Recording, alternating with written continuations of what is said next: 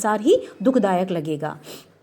Apart इसके अलावा therefore इसीलिए from its bearing on man's condition after death, कि एक व्यक्ति जो है and apart from its bearing on men's condition after death, इसके अलावा मेन की जो अवस्था होती है मृत्यु के बाद भी, prayer has incalculable value for man in the world of living.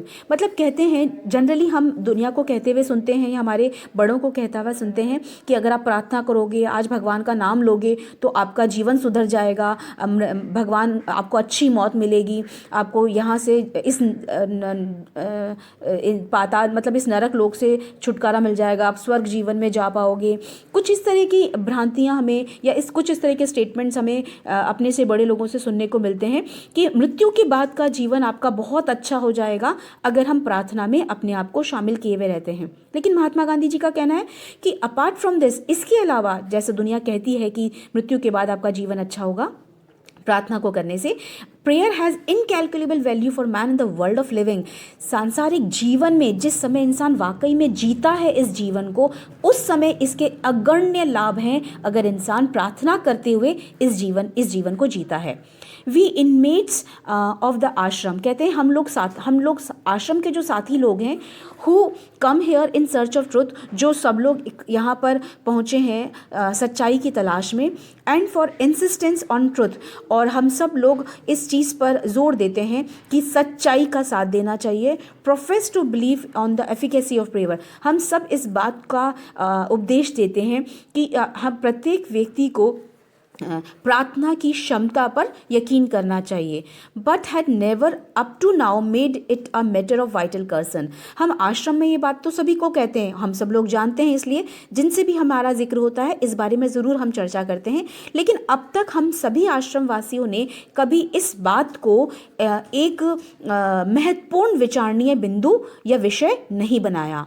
We did not bestow on it the care that we did on other matters. हमने कभी इसे वो महत्वता प्रदान नहीं करी या वो सावधानी इसके प्रति नहीं दिखाई या वो परवाह इस पर्टिकुलर विषय के प्रति नहीं दिखाई जितना हम बाकी और विषयों के प्रति अपनी जागरूकता दिखा चुके हैं। आई अवोक फ्रॉम माई स्लम्बर, आज आप लोगों से बात करते हुए मुझे इस चीज़ का एहसास हो रहा है कि मैं एक नींद से जाग गया हूँ। यानी एक दिन ऐसा हुआ उनके साथ जब उन्हें लगा कि इस विषय पर बात करना बहुत ज़रूरी है। I awoke from my slumber one day and realise, और मैंने एहसास किया that I had been woefully negligent of my duty in the matter. मैंने ये एहसास किया कि मैं बहुत ही दुखपूर्वक, बहुत ही सॉरोफुली इग्नोर कर रहा था, नेग्लिजेंस पे कर रहा था मेरे इस कर्तव्य को, इस विषय के प्रति। I have therefore suggested a measure of stern discipline, और इसीलिए मैंने कुछ उपाय बताए हैं या कुछ उपाय सुझाए हैं इसका बहुत ही कठोरता से अनुपालना करने के लिए। And far from being any of the worst, और इससे ज़्यादा कि हम बहुत ज़्यादा वर्स्ट कंडीशन तक पहुंच जाएं। आई होप, मैं आशा करता हूँ, we are the better for it, हम बेहतर स्थितियों में अभी अपने आप को ले आएँ। For it is so obvious, क्योंकि ये बात बहुत ही स्पष्ट है। Take care of yourself and the things will take care of themselves. अगर तुम खुद का ध्यान खुद से रखना शुरू कर दो तो जो परिस्थितियां हैं, जो चीज़ें हैं, वो खुद ही स्वतः ही ठीक हो जाएंगी। जैसा उन्होंने एक उदाहरण दिया है, rectify one angle of square and the other angles will be automatically right. उनका कहना है कि हमारी ज़िंदगी जो है एक स्क्वायर की भांति है। एक क्या बोलते हैं हिंदी में स्क्वायर को, रेक्टेंगल तो चतुर्भुज होता है, सपोज स्क्वायर वर्ग, स्क्वायर को हम वर्ग कहते हैं। तो कहा जाता है कि एक स्क्वायर का अगर एक एंगल ठीक कर लिया जाए, यानी हमारी ज़िंदगी का कोई भी एक कोण जो बिगड़ा हुआ है उसे ठीक कर लें, हमें जो लगता है जो सबसे ज़्यादा ख़राब है या जो सबसे कम हम जिसे मेहनत लगता है हमें कि उसे ठीक करने में लगेगी, हम उसे ठीक कर लें तो ऑटोमेटिकली ज़िंदगी के बाकी जो एंगल्स हैं ठीक हो जाएंगे। आपको पता है कि एक स्क्वायर के सभी एंगल्स 90 डिग्री के होते हैं, तब जाके वो 360 का टोटल बनाता है। तो अगर सभी एंगल्स 90 डिग्री के होंगे, उसमें एक एंगल अगर गड़बड़ है और उसको हमने 90 का कर लिया तो ऑटोमेटिकली बाकी सारे एंगल्स 90 डिग्री के हो जाएंगे।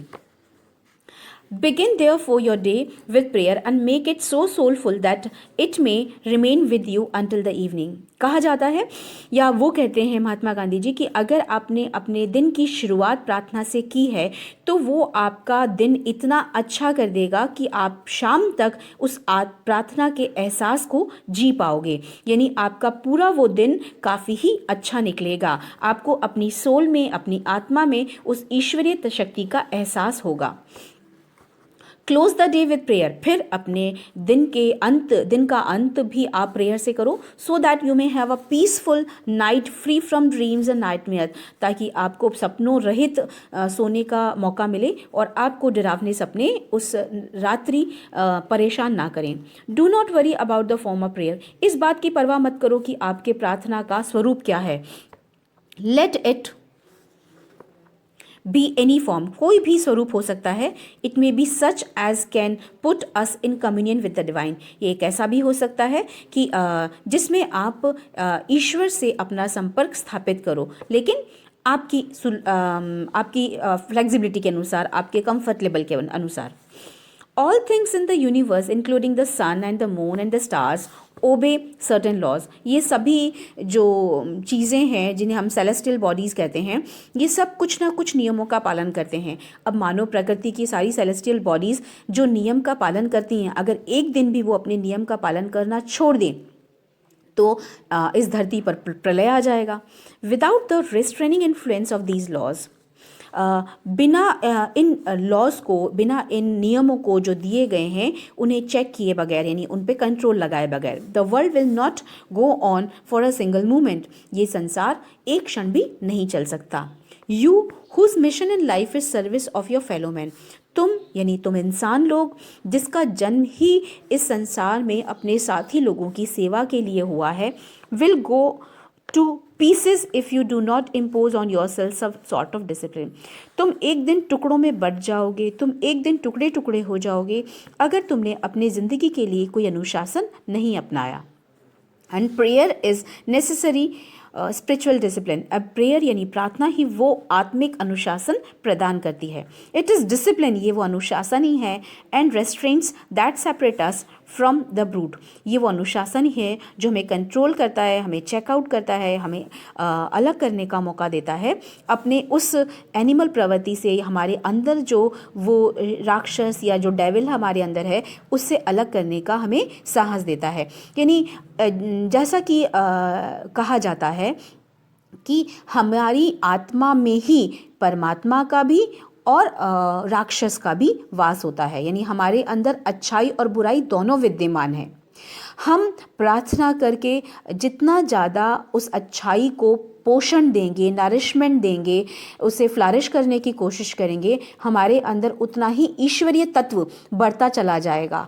और जितना ज़्यादा हम हमारे अंदर की डेविल पावर्स को, ईविल पावर्स को पोषण देंगे, उसको हम हवा देंगे, उतना ही ज़्यादा हमारे अंदर बुराइयाँ घर करती जाएंगी।